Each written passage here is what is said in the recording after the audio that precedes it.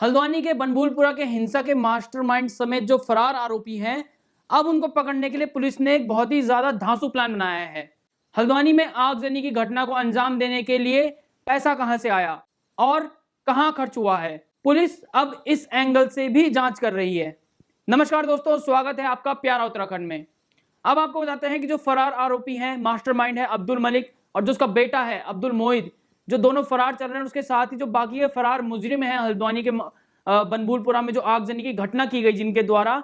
अब पुलिस इस एंगल से भी तलाश कर रही है कि उनको पकड़ने के लिए जो प्लान बनाया गया है, अब उनके बैंक अकाउंट की जानकारी को हासिल करके, जो बैंक अकाउंट की हिस्ट्री है उसको ट्रैक करके पुलिस अब फरार बाप बेटे अब्दुल मलिक और अब्दुल मोहित को पकड़ने की तैयारी कर रही है। पुलिस अब आरोपियों को बैंक ट्रांजैक्शन की मदद से पकड़ने की रणनीति पर काम कर रही है। बैंक से जुड़े हर ट्रांजैक्शन की डिटेल जब पुलिस के हाथ में आ जाएगी तो उसके बाद पुलिस आगे की रणनीति बनाएगी कि पैसा कहां से आया, कितना आया। कहीं हल्द्वानी में जो हिंसा कराई गई 8 फरवरी को जो हल्द्वानी को जलाने की कोशिश की गई, बनभूलपुरा इलाके में पुलिस के ऊपर और नगर निगम की टीम के ऊपर जो पथरावबाजी करने की कोशिश की गई, कहीं उसको फंडिंग किसी और ग्रुप से तो नहीं मिल रही थी, किस मात्रा में पैसा आया था, अब पुलिस इस एंगल से भी जांच कर रही है। आपको बता दें कि इससे पहले जो प्रशासन और पुलिस ने जो हल्द्वानी हिंसा में लिप्त आरोपी थे उनके घर की कुर्की कर दी है। वो वीडियोस भी आपने देखी होंगी जिसमें कि जो धामी सरकार का सख्त एक्शन है वो दंगाइयों के ऊपर होता हुआ दिख रहा है, जिसमें जो प्रशासन की टीम है वो जब कुर्की करने घर गई थी तो लगभग 6 ट्रक भरकर सामान बाहर निकाला था।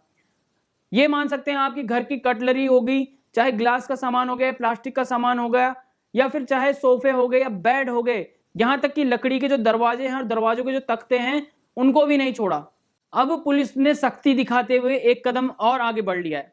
पुलिस ने जितने भी नो वांटेड हैं जिनके पोस्टर छपवाए थे हल्द्वानी में और नैनीताल में लगवाए थे, वांटेड लिस्ट में जो 9 शामिल थे आरोपी बाप बेटे अब्दुल मलिक और अब्दुल मोहित को मिलाकर, अब उन सबके जो बैंक अकाउंट है और उनके जो रिश्तेदार हैं उनके बैंक अकाउंट की भी पुलिस अब जानकारी जुटा रही है।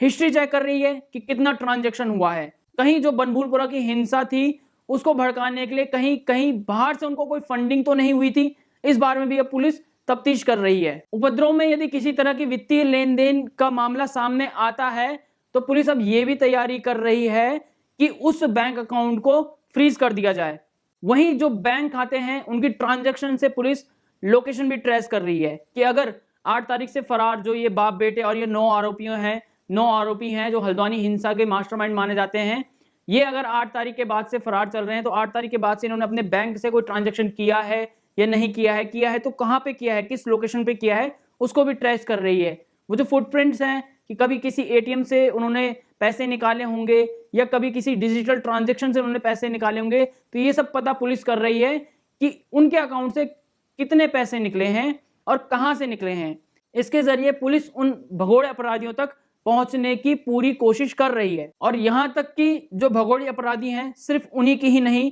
जो उनके परिवार वाले हैं,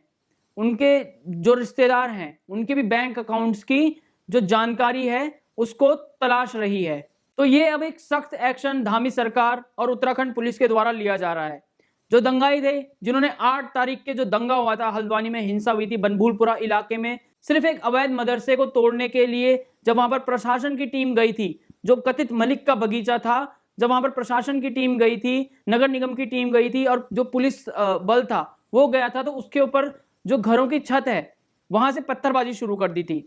ये उत्तराखंड में पहली बार ऐसा हुआ था कि जब प्रशासन और पुलिस की टीम पर इतने भारी संख्या में पत्थरबाजी की जाती है किसी एक इलाके से सिर्फ एक अतिक्रमण को बचाने के लिए। फिलहाल वो अतिक्रमण सरकार ने मुक्त करा लिया है और वहां पर अब एक देखरेख पुलिस चौकी बना दी गई है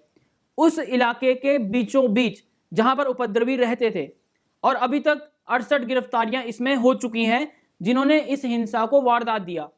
और जो मास्टरमाइंड है, जो बाप बेटे मास्टरमाइंड है इसमें अब्दुल मलिक, जिसका वो जो अपना बगीचा वो कहता था, जिसका काम वही था कि 50 और 100 रुपए के स्टाम्प पेपर में जो सरकार की जमीन है, रेलवे की जमीन है या वन विभाग की जमीन है, उसको कब्जा कर लिया गया और उसको फिर आम लोगों में जो भी भगोड़े आते थे या रोहिंग्याज आते थे उनको 50 और 100 रुपए के स्टाम्प पेपर में वो जमीन बेच दी। और न जाने कितनी ही ऐसी जमीनें उसने वहां पर जो अभी रह रहे हैं उनको दी है। सिर्फ 50 और 100 रुपए के स्टाम्प पेपर में, जिससे उसने करोड़ों का माल कमाया होगा। तो ये जो शातिर बदमाश है अब्दुल मलिक, इसका ये पहला नहीं है कि जब इसने यहाँ पर हिंसा भड़काई हो। इससे पहले भी जब पिछले साल पुष्कर सिंह धामी का बुलडोजर जब रेलवे की जमीन को मुक्त कराने के लिए गया था, तब भी अब्दुल मलिक ने वहां पर हिंसक प्रदर्शन किया, जो मामला अभी तक कोर्ट में लंबित है। और उसके बाद अब्दुल मलिक ने ये हिंसा की जो घटना थी, बनभूलपुरा के इलाके की जो हिंसा की घटना हुई थी 8 फरवरी को, उसमें मास्टरमाइंड कहा जाता है ये अब्दुल मलिक। नैनीताल की डीएम वंदना सिंह ने एक बहुत बड़ा खुलासा किया था प्रेस कॉन्फ्रेंस में। उन्होंने ये कहा था कि ये जो पूरा प्लान था, जो हल्द्वानी हिंसा पूरी रची गई थी, ये एक सुनियोजित तरीके से रची गई थी। यानी कि पहले से प्री प्लान था कि जिस तरह से घरों की छतों में पत्थर इकट्ठे करवाए गए थे, जिस तरह से पेट्रोल बम, जिस तरह से गाड़ियों को आग लगाने के लिए पेट्रोल बम का भी इस्तेमाल किया गया था। तो ये एक दिन में होने वाले जो ये सामान इकट्ठा करना है, ये एक दिन में होने वाली चीज नहीं है। जब पहली बार नोटिस गया था 1 फरवरी को, तभी से ये तैयारियां शुरू हो गई थी कि जो भी प्रशासन का अधिकारी आएगा जमीन खाली कराने के लिए, चाहे बुलडोजर लेके आए या चाहे पुलिस बल लेके आए, तो उस पर पथराव करने हैं। और एक मास्टरमाइंड जो एक प्लान के तहत किया गया कि सबसे पहले महिलाओं और बच्चों को आगे करके वहां पर नारे लगवाए गए और फिर उनकी आड़ में घरों की छतों से पत्थर भी बरसाए गए। लेकिन अब धामी जी ने एक सख्त एक्शन लेते हुए जो दंगाई हैं उनके खिलाफ कड़ी कार्रवाई करते हुए ये कह सकते हैं आप कि अभी उस समय पर, अभी उस जगह पर जो मलिक का बगीचा था, जो 2 एकड़ की वो जमीन थी, उसको खाली करवाकर वहां पर एक पुलिस चौकी बनवा दी है उन दंगाइयों के ठीक बीचों बीच। 68 से ज्यादा इस समय गिरफ्तारियां हो चुकी है हल्द्वानी दंगे में। और अब्दुल मलिक और जो वांटेड हैं अपराधी, उन सभी के घर की कुर्की कर दी है। और उसके बाद डीएम ने कल आदेश दिए थे कि जो भी वन विभाग में गोला के खनन में जो गाड़ियां लगी हुई हैं, जिन दंगाइयों की गाड़ियां लगी हुई हैं, उन सबके रजिस्ट्रेशन रद्द होंगे। अब वो खनन का कार्य भी नहीं कर सकेंगे। और उसके बाद आज एक बड़ी अपडेट आई है, जो फरार आरोपी हैं, बाप बेटे चल रहे हैं और बाकी के जो वांटेड अपराधी फरार चल रहे हैं, जो अभी तक पकड़े नहीं जा सके हैं, उनको पकड़ने के लिए प्रशासन और पुलिस की टीम ने अब एक नया जाल बिछा दिया है। जाल ये बिछाया है कि उनके बैंक अकाउंट की जो डिटेल्स है उनको खंगाला जाएगा, बैंक अकाउंट की ट्रांजैक्शन को भी खंगाला जाएगा कि अगर इस हिंसा के लिए किसी तरह की लेन देन भी हुई है कि नहीं हुई है, किसने इस हिंसा को फंडिंग की है, ये भी देखा जाएगा। बैंक अकाउंट से ट्रेस किया जाएगा कि जो भगोड़े हैं, फरार बाप बेटे चल रहे हैं अब्दुल मलिक और अब्दुल मोहिद, वो दोनों कहां पर छुपे हुए हैं,